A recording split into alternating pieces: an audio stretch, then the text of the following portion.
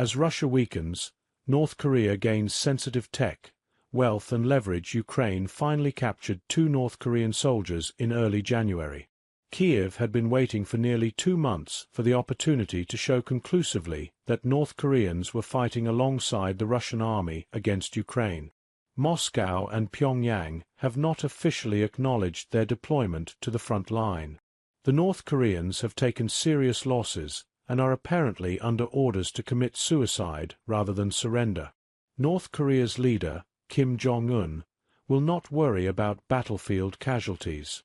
Leaving aside the disregard of his regime for the welfare of the population, the deal agreed with Russia to send an initial contingent of 10,000 to 12,000 troops to boost Russian ranks in the war of attrition against Ukraine makes sense for him for several reasons. First, North Korea is receiving significant additional income. 15,000 to 20,000 soldiers serving in the war are likely to bring $100 million, £81 million, to state coffers in a few months. In addition, Pyongyang is receiving food and fuel from Russia.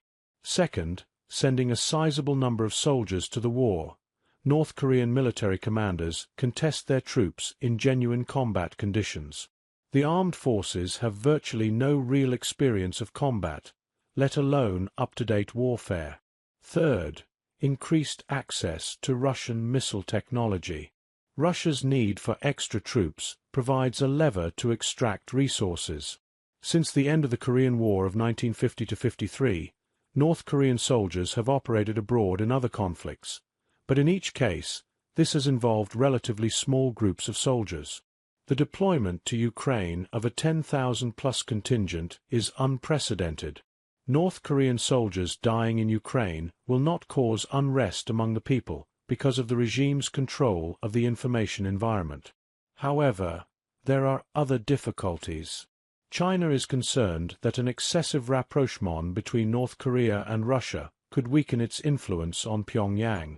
Until recently, China had a virtual monopoly on humanitarian assistance to North Korea. Without it, the regime would struggle to survive. At present, North Korea can count on Russian support, giving it greater room for maneuver and potentially allowing it to ignore Chinese demands. China is also wary of excessive strengthening of North Korean military capabilities.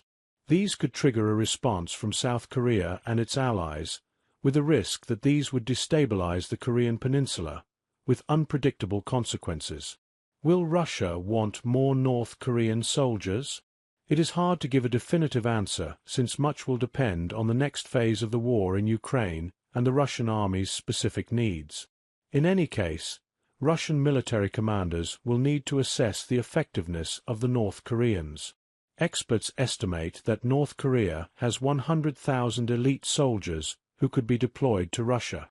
The Russian army is facing increasing manpower challenges, but these should not be overstated. It has so far been able to cope with casualty rates reportedly over 1,000 per day in recent months. Judging by the fast growth in the sums of money being offered to attract volunteers to the front line, the Kremlin is working hard to avoid further mobilization. The first partial mobilization in 2023 led to 1 million Russians fleeing the country, although 10 to 15% later returned.